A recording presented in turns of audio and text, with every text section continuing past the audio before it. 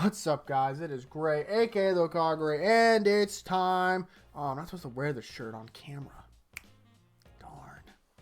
Either way, it's time for my hero. Once again, I have to be big so I don't get in trouble with the YouTube police and my channel gets taken away. Because that would be bad for everybody involved. Mainly me. It'd just be bad for me, honestly. We got a bit of a short chapter this week. Nothing too crazy, but a good amount of stuff is in it. And it's a good chapter. It's a pretty cool chapter. There's one thing I don't like, but there's a lot of things that I do like, so yin yang. Either way, let's just get into it. First of all, we start with a little bit of monologue about how the Liberation Front and the League of Villains kind of beginning of when they combined. And then we get some dialogue from what seems like Redestro, because it is Redestro. It's twice Redestro. So the real Redestro is at the hideout, and while all that was happening, the normal Redestro is having a meeting with the hero, you know, the hero people. I can't think. Whatever, it doesn't matter. You know, these people, the heroes, not society. Why do I keep wanting to say society? Commission, so, you know, stuff like that. He went there, they got a meeting. He turned big. Dude, I swear, my phone has been blowing up all day today, and I'm not answering it. So I apologize if you guys can hear my phone vibrating. It's twice. It's twice clone, and obviously it decayed, fell apart, when Twice died. But just going to show, just in case you forgot, that Twice was like the most broken of the characters, and he needed to die. Because, like, this, he could be able to copy Redestro, and he, like, wrecked havoc on the commission just alone. Like, Redestro's strong, but, like, what if it was Shigaraki? You know what I mean? Like, they could just, like, I love Twice, but he had to go. He had to go. His quirk was nonsense. Either way, we find out after the attack, we see some other villains breaking out of their prison, some other prisons getting attacked.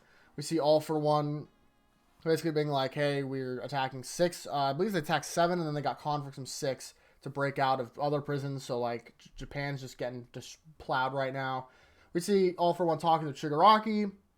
He's like, yeah, I'm using this to cover my tracks, and that'll keep them distracted so they don't come and find me. And I gotta protect their boy Shiggy so he can heal. And then we get a sweet line from Spinner where it's like, we got along more than I thought, bonded over gaming and stuff. You're not the guy who I agreed to follow.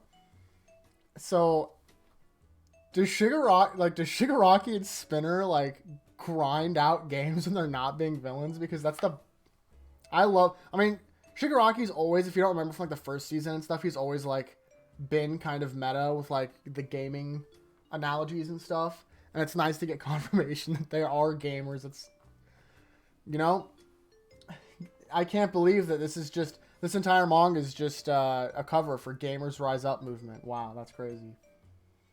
And then he's like, bought something the rest will be perfected. Our desires will come to fruition. So obviously All For One is planning on using Shigaraki, not his desires. All For One's desires, not Shigaraki's. And then we get to Bakugo, who wakes up in a really spacious hospital room, by the way. And he has some of his classmates. We got Sero, Mineta, Hagakure, you know, Invisible Girl. And then Sugar Rush dude, who's not important at all. Like, he's awake, and he's like, where am I? Blah, blah, blah. They talk. Like, what about Deku and Todoroki? They don't even use... down here, by the way, is what I'm talking about. They don't... He doesn't even use their names. Or their, his, like, you know, like, nerd and icy hot. He, like, actually says the real names. And Sensei, our senpai, Endeavor.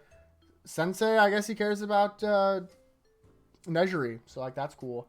And then Mineta, we get a, like, cute little thing from Neta. He's like, he's glad he's alive, even if he's a punk. So that's kind of nice. And then they're like, that's going on. We see Gran Torino, and just the best character design in the entire manga. Oh my, no, you have to see him. No, I can't. There he is, like the Yoshi Club Penguin looking guy. I can't believe this. I literally, like, it completely took me out. It completely took me out while I was reading. I was like reading him, like, I'm like, man, this is really serious. Immediately see this character bust laughing for like a minute straight. I couldn't, like, look at him. You can't look at him. Dang it. Oh, you can see him up here. Oh, I'm stupid. Just the goofiest character design of all time and like the most dark chapter ever. We also get Present Mike with his hair tied up. Present Mike is sexy. Oh my god. You never would have guessed it, but like the V-neck and the hair. Oof. Woo! Man. Present Mike has got it going on. What are they talking about? Oh yeah, he's like, hey, so this is the part that I didn't like that much. He's like, what you and Gran Torino would have been worse if you didn't get detention like sooner. So it looks like Gran Torino is gonna make it, which is we'll see the repercussions. I do think there's gonna be more. I really do. I think that he's gonna have to like retire permanently after this because we see a cape, which is important in a second. I'll talk about that when we go read through. With some other people with Todoroki, we get Momo, Mina, Kirishima. Kind of weird that Kirishima's hanging out with Todoroki and not with Bakugo, but and Shoji, I want to say. There's a lot of people outside. They're all asking for Endeavor. It's really like it just sucks because they're like, "What's Endeavor? What's this like?" Blah blah blah. Is he like, we need a press conference now? Like, what's this Dobby stuff? And he's like still recovering. Todoroki can't talk, by the way. They bring that up in a second.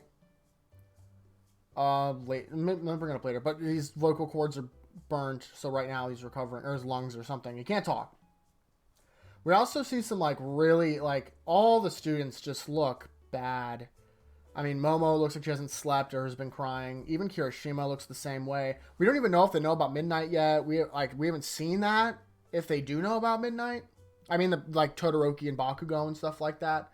So we're also missing a couple students, but once again, we'll talk about that later. He's talking about Todoroki's in like an inner monologue about and his dad and Dobby. He's like, his flame is stronger than dad's, and he's like. He was like, he has an analogy where he's like, he was just burning with rage. He was me until like that day that Deku talked to me. Like we weren't like, they weren't, people are taking this a little literally. He wasn't literally going to become Dobby, but they both had the same, like, they only cared about like getting back at their dad. And then you have this scene where he's like, dad can't do it. I have to be the one to handle my brother, which we're going to talk about that also. His brother, sister, by the way, really attractive family they got. And then there's someone else behind her, probably his mom, which is going to be crazy because he can't talk.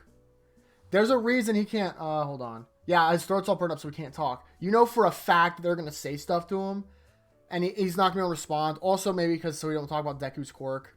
Quirksa? Because he would see it in action. But, yeah, so his mom is probably going to be super emotional next chapter if we do continue on where they are.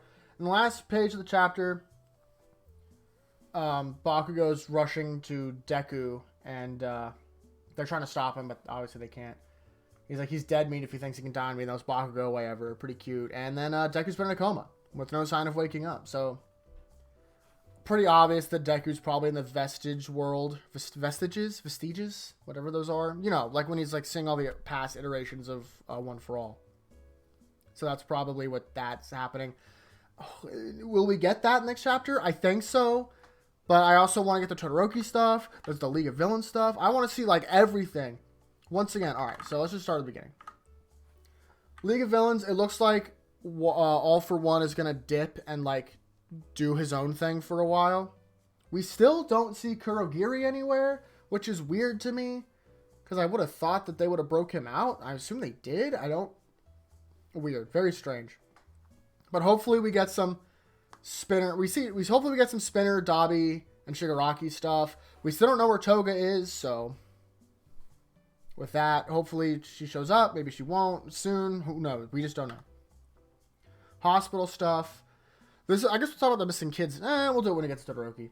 Bakugo, cool stuff. Gran Torino, I don't like that it looks like he's gonna make it. Like, I know it sounds messed up when I say that, but like,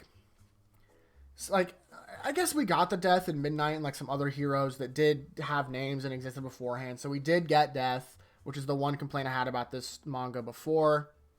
But still, I kind of feel like getting impaled or whatever, like something messed up happened to Gran Torino, right? Didn't he get like punched into the ground? But apparently he's going to make it. I don't think he'll be doing hero work because we saw a picture a long time ago I'm not going to bring it up, but there was a picture of seemingly Deku having Gran Torino's cloak in his character design. Whether or not that was like a massive spoiler for way later, a lot of people were like, "Oh, Gran Torino's going to die." And this was a really long time ago, like months, maybe even last year. Like it's been a long time since that picture came out. It was like an ad for like it was like in an ad for something. It wasn't even like that important. It was just like a thing. And it was really random. People were like, "Why is Deku wearing Gran Torino's cloak? Like, what the heck? Gran Torino dies. Maybe it doesn't die. Maybe it retires. Doesn't matter." And then it looks like Aizawa's pretty messed up. Once again, we don't know if he knows about Midnight yet. Oh, yeah, even Kayama. That might be Midnight. That might be Midnight, actually. Because now that I think about it, that probably is Midnight. I need to read frickin' Vigilantes, man. I need to so bad. He's like, enough, just tell me how the kids are. So cool that he cares about the people who are alive. Kids, right. We are missing a couple students. We have pretty much everybody accounted for. There's a lot of Class A. I know I'm going to forget. Oh, we're missing Aoyama, Tokiyomi, Kaminari and Jiro are MIA at the current moment. And obviously Ida, Ochako, Tsu. We're missing all those characters. So we are missing a lot of Class A. We don't know where they are. Hopefully we see them soon, because I would really like it if we'll get to that at the end, but I do have stuff that I would like to happen.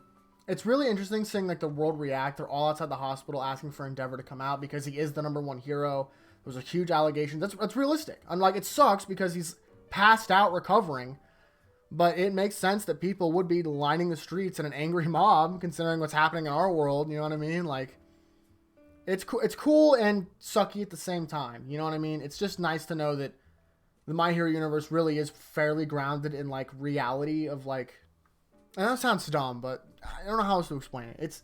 It seems realistic even though it clearly isn't. Let's see. Oh yeah, Endeavor, just Todoroki. Really, really interesting Todoroki stuff. It's super messed up that he realizes that he's the one who's going to have to take out Dabi.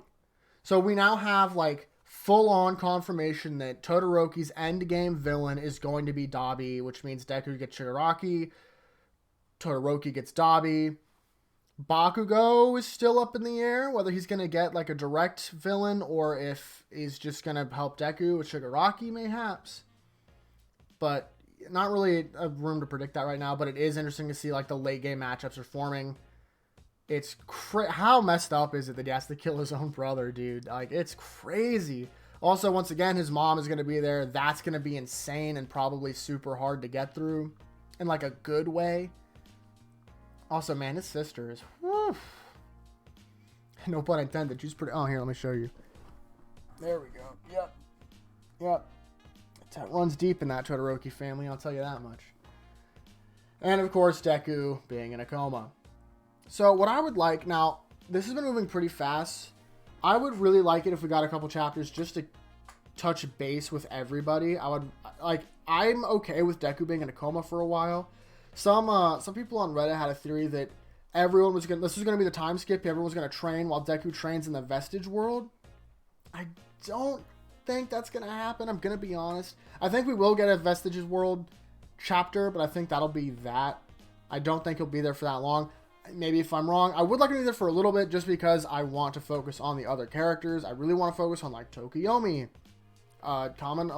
Kaminari okay? He got nailed, you know what I mean? Like, where's Ida? Where's just like so many like Ochako and stuff. Just like a lot. I just want to see everybody. I want to know how they're doing. But overall, this was a really cool chapter. It's a nice that we're finally like. It's a very solemn chapter, but at least we're getting breathing now. Like, it's just slowing down action-wise, which is what I wanted. So, I'm psyched. I'm going to give this one an 8. Is that too generous? Is that really generous? Do I want to give it a low score? Probably not, right? I like this. This is a good chapter. I do like the chapter. I don't seem very hyped, but like, it's not a hype chapter. It's like a, kind of chapter. Like, man, that's kind of a lot of bummers in this chapter. We'll give it an 8. We'll give it an 8 just because like the Dabi stuff is really cool.